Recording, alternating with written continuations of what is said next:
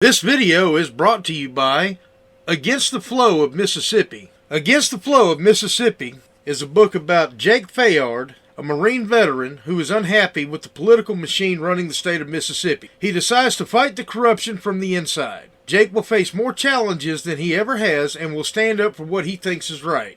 His notoriously hot temper will push him to the edge of murder, along with his friend and brother Kobe Barhanovich. Together, they will fight the system and give the power back to the citizens of Mississippi. Against the Flow of Mississippi is now available on Amazon. A link to the book will be placed in the description below. We will not be silent. We will not obey. We will not allow our government to destroy our humanity. We are the final American Revolution. When is the right time to stand up for freedom? Could it be when you start to feel creating children who'll inherit the pain and the debt of this nation and be slaves to the banks that cause hyperinflation, who are masters of commerce, lies, and bad legislation?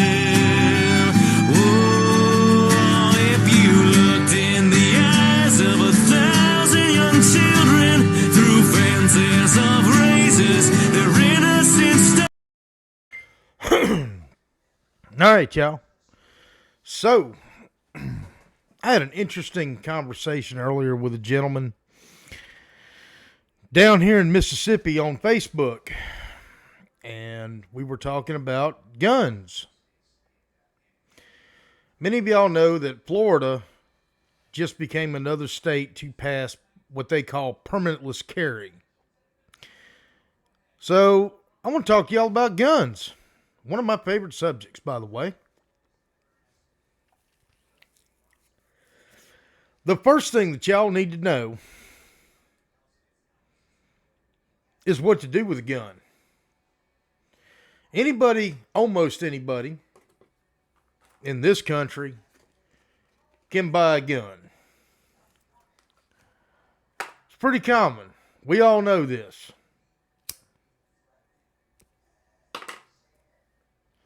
We all know that we can go to any gun store and fill out the long form, or if you have a concealed carry permit, go buy a gun, bring it home. But what do you do then? What do you do with it? Florida, in removing the requirement for having a permit to carry a pistol concealed, open carry is still illegal, unless you're doing something that is exempt from that.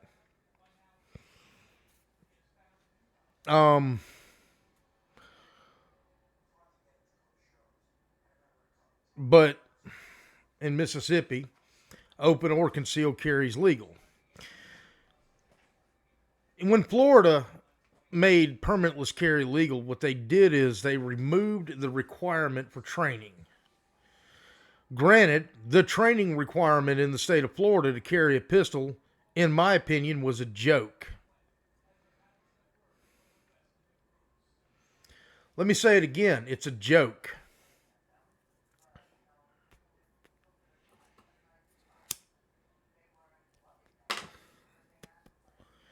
My opinion, having attended an FDLE course to carry a weapon, that should have been the civilian course. And that was a 10-day course during the Corrections Academy. I hate fire safety cigarettes.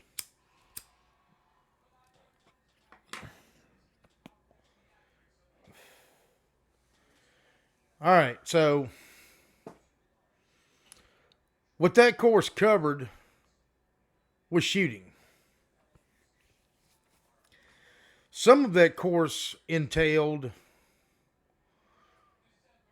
when to shoot, uses of force, but that was more covered under my defensive tactics class.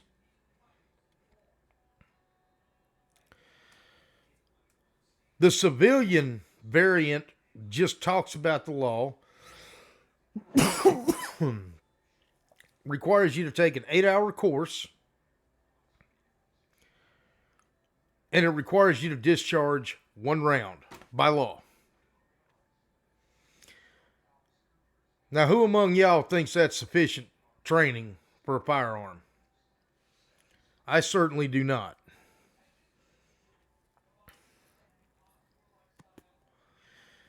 So when this gentleman, who's 63 years old, got a hold of me and said that, he's never owned a weapon before, but, the city he lives in here in Mississippi is getting dangerous, and it is.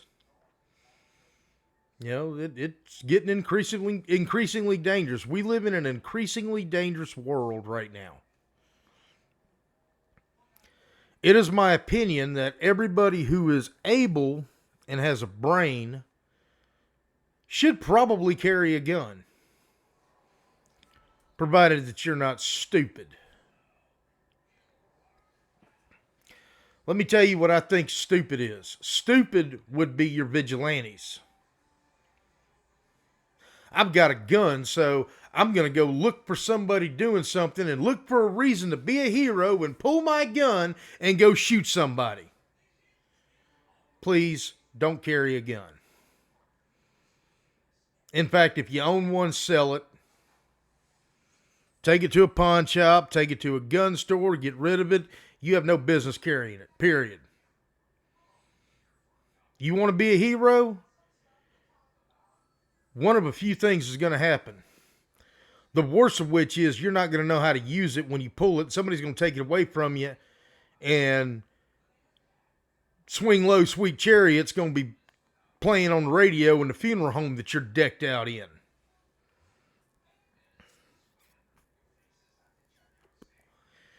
Y'all think I'm joking?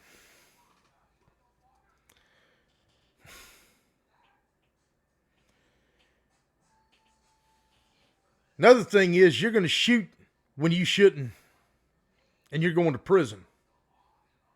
Another thing is you're going to pull that gun out, play hero. You may be completely justified in shooting, but you shoot an innocent bystander.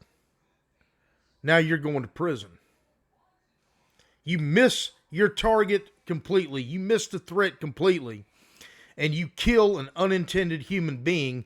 You're going to prison.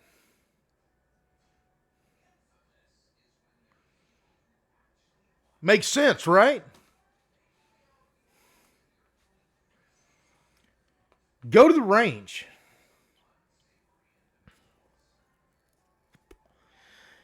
Coincidentally, another friend of mine just came into a little bit of money, and she asked for my opinion on her buying a gun. I said, okay, sure, let's go to the range. They have a good range down here in Pass Christian, Mississippi, where you could rent guns, different guns, take them in there and go put rounds through them and see which one you feel comfortable with. This girl has never fired a weapon before in her life. Her boyfriend has a gun, but I've never seen him shoot, so I don't know how good he is. I mean, I've been shooting my whole life.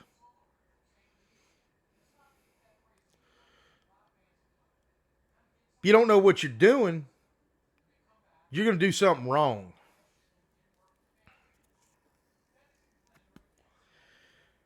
A gun is a very dangerous tool.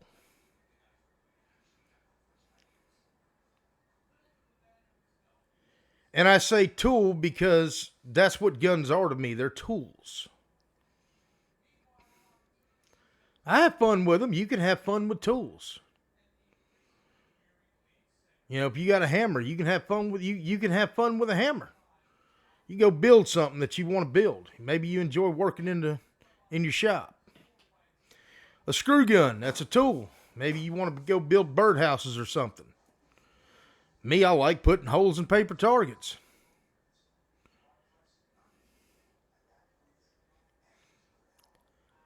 But when you have a tool that's capable of taking a life, you have responsibilities that go with it. Granted, with a hammer, I could take a life. Sure. If I'm not safe with it, when I go to hit something, it may slip out of my hand and I may nail somebody in the dome. It's possible.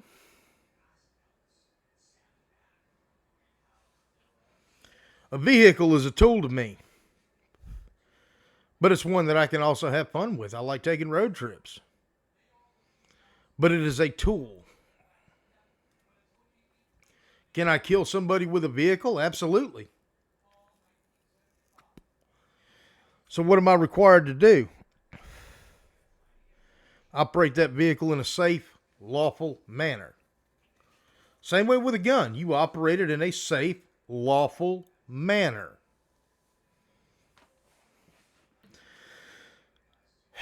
A lot of people will claim stand your ground when stand your ground doesn't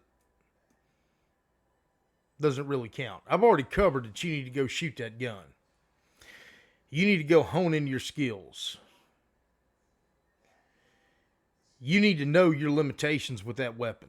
You need to know the proper type of ammunition to carry when you're engaged in lawful carry of the weapon so that you are prepared and you don't kill an innocent bystander.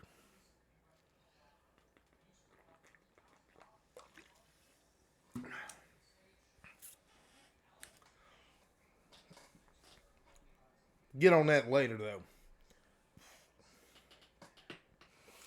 Right now, I want to cover the fundamentals on when to pull your weapon.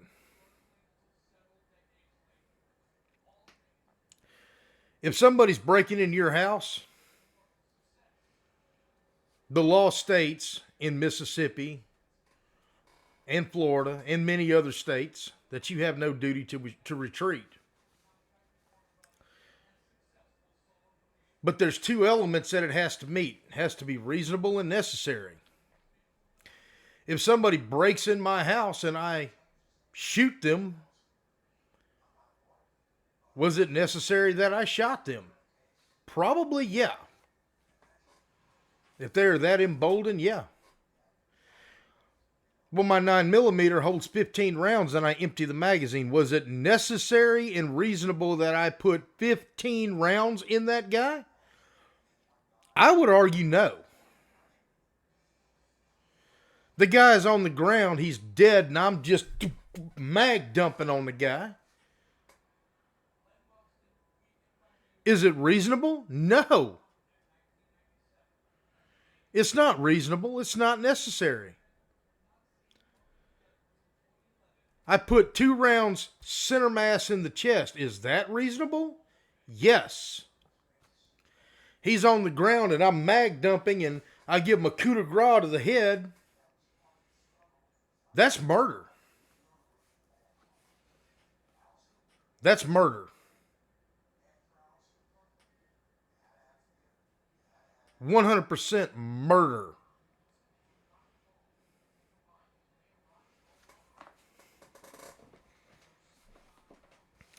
This applies to police officers, but I'm going to use it. I would argue that it would apply to civilians too. 1989 Supreme Court case. Connor v. Graham.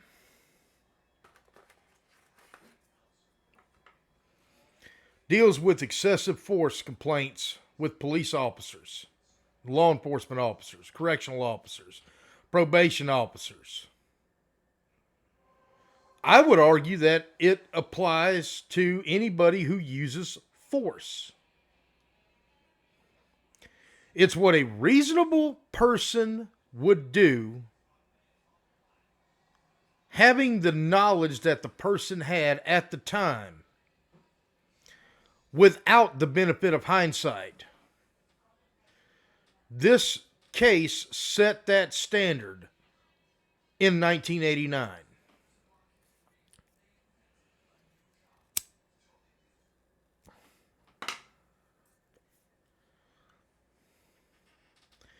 So let's just say a police officer. He is responding to a break-in.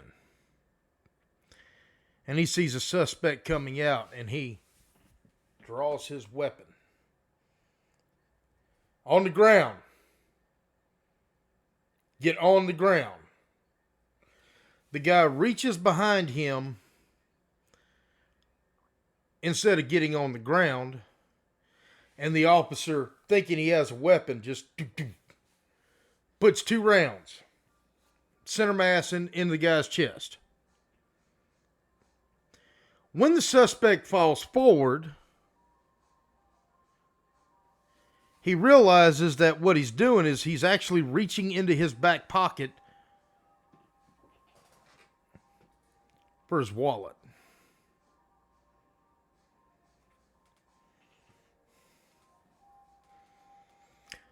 Was the cop justified in shooting this person?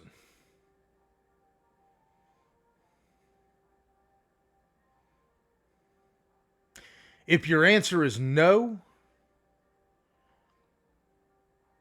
you're wrong. If your answer is yes, you might be wrong.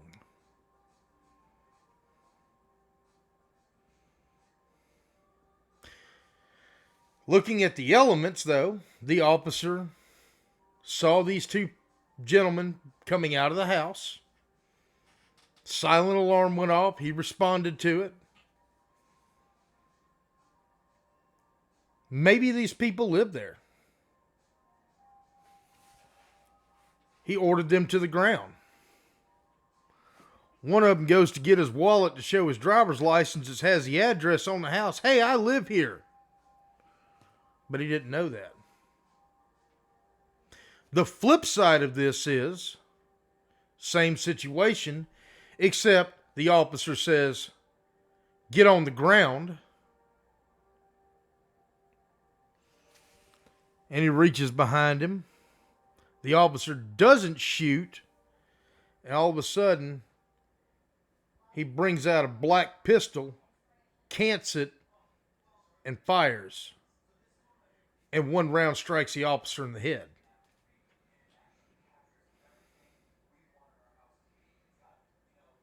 How much training does this police officer have? I would say more than an 8-hour course of a concealed carry license. Or in Mississippi, where there is no requirement for training for a concealed carry license.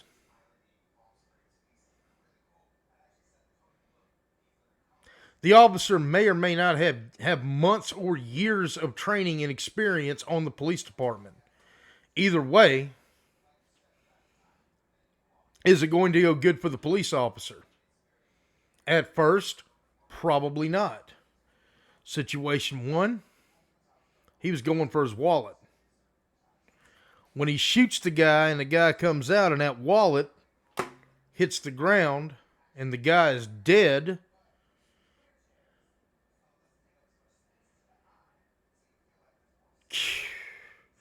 man, I just killed somebody for trying to show me their wallet. Flip side is, he comes out with a gun, and the officer is dead. It's a judgment call. Your average civilian does not have that level of training to know that. I would argue that the officer was just in shooting.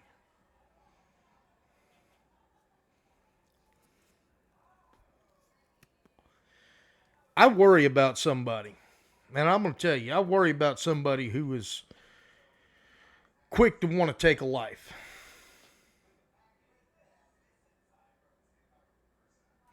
I worry about somebody who Oh, you break in my house and I'll kill you. I worry about that guy. Oh man, you break into my car and I'll just pull my gun out and I'll pop you in the head.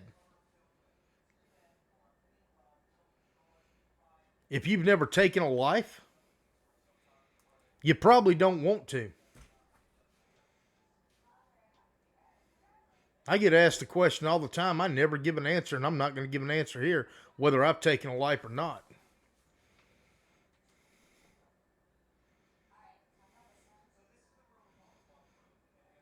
Have I held somebody's life in my hands?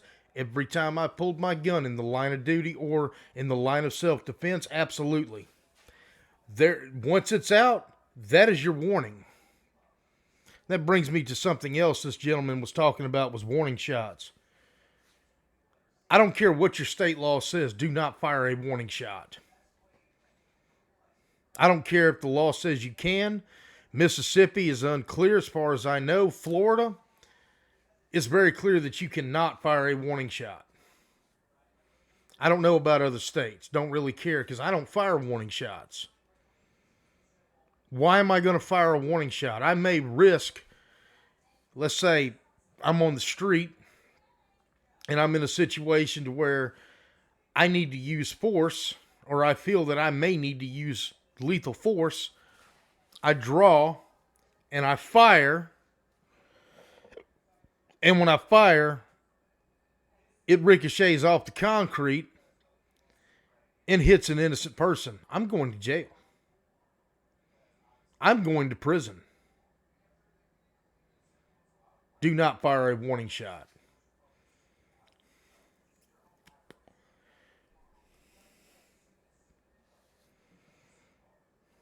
If I fire, I'm going to shoot my intended target. And I'm going to stop the threat. I don't shoot to kill. When I train people at the range, this on the silhouette is a miss. I grade it as a miss. I want you to shoot here. Right here. Not the arm, not the leg, not the head, center mass. Unless the guy's wearing body armor, the threat's going to stop. And even if he is wearing body armor, it may incapacitate him enough to stop the threat. Never know. Or at least give me enough to escape. Ask any cop that's been hit in the vest. They'll tell you it hurts like a bitch.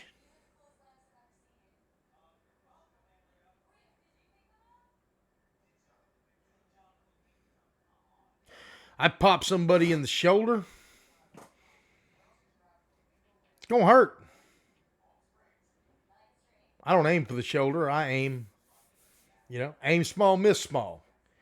You aim for a shirt button, you might miss by 2 inches. You aim for a shirt, you might miss by 2 feet. You miss by 2 feet, you just killed somebody.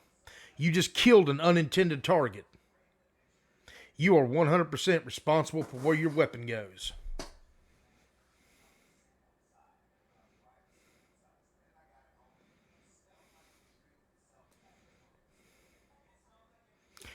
The other thing I want to talk about is a lot of people want the biggest, baddest thing they go, I want me a 45. Okay, I ain't got no problem carrying a 45. I like a 45. Just something about having that much heft and that much stopping power. I know I'm going to stop my intended target, but I'm a big boy. I can handle a 45. No problem.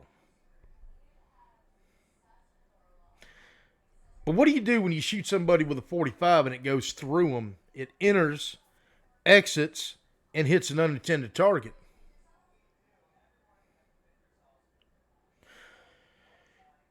You're probably going to jail.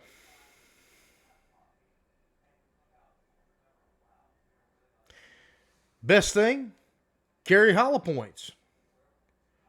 Why hollow points? It's made to go in and stop. They're called self-defense rounds for a reason. Hornady makes some very good duty ammunition called critical duty. It's made to go in and stop.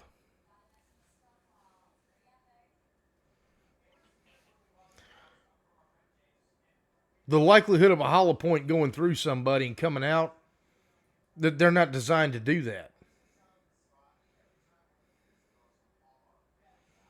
They're designed to stop. Hits that chest cavity. That chest plate. It's going to go in, it's going to stop.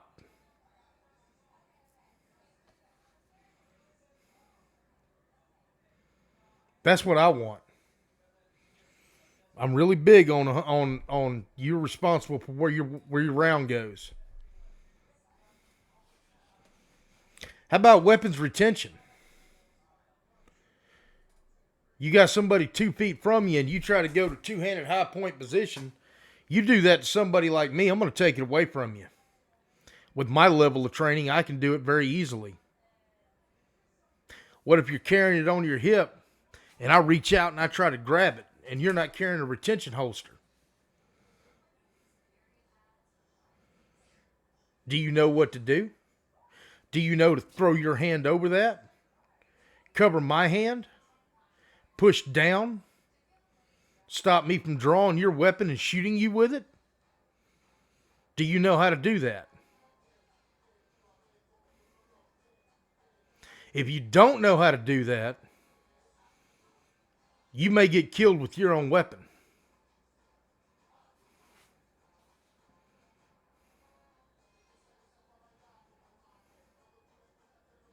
Do you know how to... Do you know any type of martial arts? Some martial arts training teaches weapons, taking somebody's weapon. I've been trained. But has your average civilian? Probably not.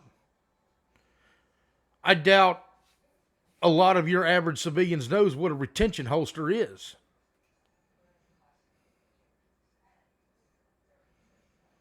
Your average civilian's thinking, I just need to get it out and go to work. You're going to lose that gun.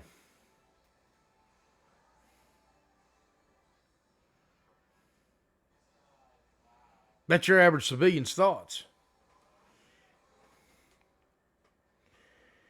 You need to know what you're doing. You need to know how to do it safely, in accordance with the law, how not to go to jail, and let's back this up. If you have to shoot somebody, lawful or not, expect to go to jail. Every unnatural death is murder until proven otherwise. If you have to shoot somebody, expect to spend the night in jail. It's coming. You may have to go to jail. You're not willing to go to jail? Don't carry the weapon. You're going to jail.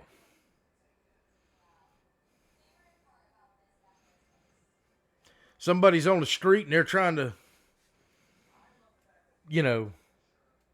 carjack you. You shoot them. You might spend a night in jail until they figure it out. It's going to happen. Be ready for it. When I walk out of this door and I'm carrying, I know if I shoot somebody, I'm probably going to spend the night in jail.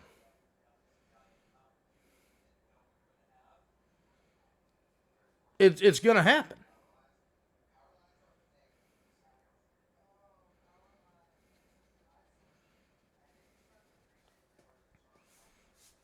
You need to know what you're doing. All right? Here's a question. You're walking down the street. Somebody comes up behind you and bitch slaps you.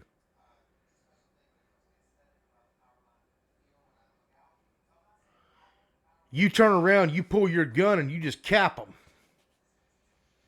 Were you justified? No.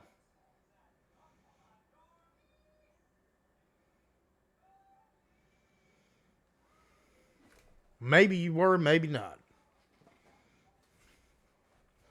Somebody comes up to you and they start beating the hell out of you. Are you justified in shooting them? Well, let's think about this. I'm 38 years old. I'm 5'10", 300 pounds.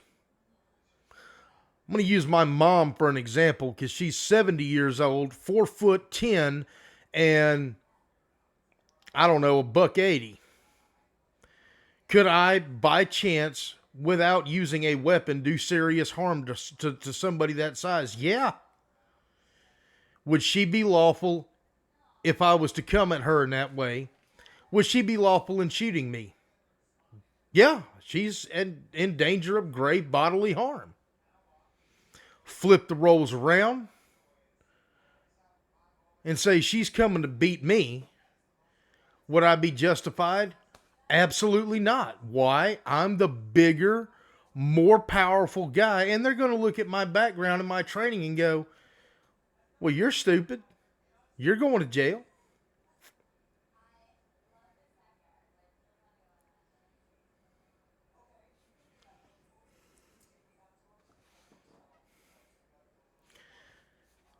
What are the elements for lawful lethal force use? Is the person committing a forcible felony? Do they have the means,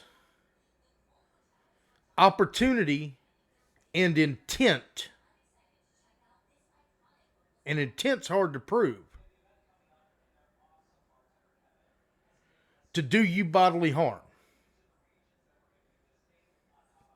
At 5'10", 300 pounds, with my training, if I set out to beat the hell out of somebody who is 150 pounds at 5'7", with no training, could I do them serious damage? Absolutely. Male versus female. This comes into play too. Not if you're Ronda Rousey, but let's just say that you're the average female, 5'6", 140 pounds. And again, take somebody my size. Could I, by chance, do her some harm? Not to mention that I'm a man, which means that structurally, my body, my muscle tone gives me the added ability, just genetically and naturally, yeah, I can harm her. So she turns around and she pulls a weapon and she shoots to defend me. Is that justified? Probably, yeah. I would say it is. I'm twice her size.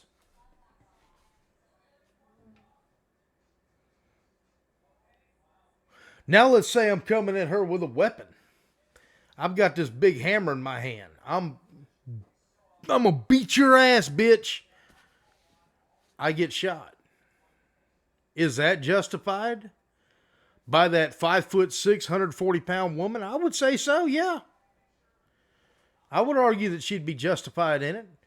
If I have a weapon in my hand, a blunt instrument, could I cause her bodily harm? Yeah. If I make contact and I put my weight behind that swing, you bet. And assuming I know how to use that weapon, that adds to it. But again, nobody's going to know, perfect stranger's not going to know my abilities and my training. So what are they going to assume? I'm out to hurt them.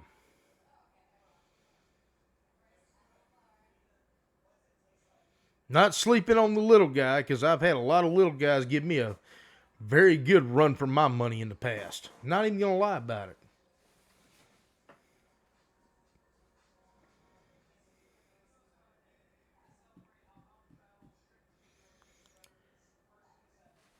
Reasonable and necessary.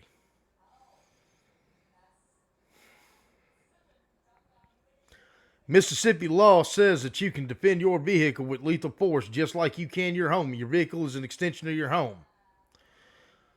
Some homeless guy walks up to my truck and starts stealing gas out of it. Is it a good idea for me to walk up and pop him in the back of the head with a 9mm?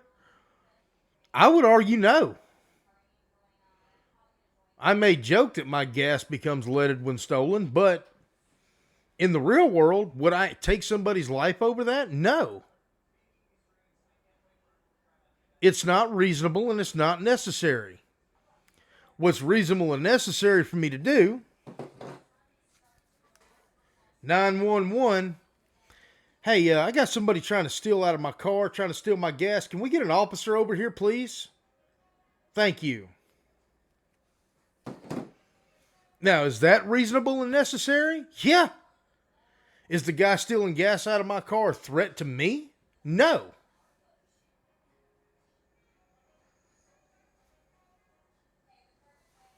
Use of force. Lawful and excessive. Yes, civilians can be charged with excessive force. We hear excessive force, we think of the cops. We think of military. We think of correctional officers. We think of security guards. We're not thinking civilians can be charged with excessive force, but yeah. Just like the guy breaking into my house and I shot him 15 times and gave him a coup de grace to the head. Was that reasonable or necessary? No. Now, if the guy's high on PCP and I shoot him twice and he gets up and he keeps coming at me and I continue firing, maybe.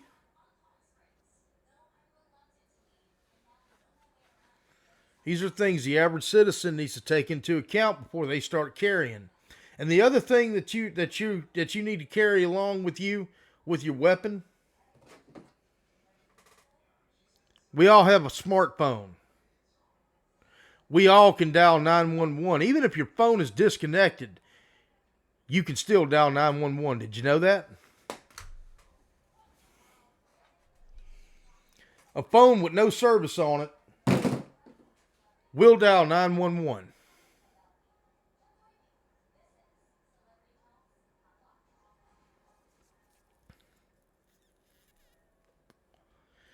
Will absolutely dial 911.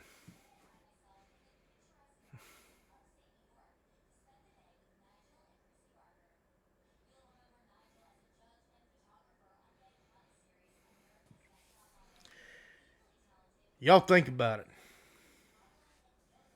Y'all have a good one.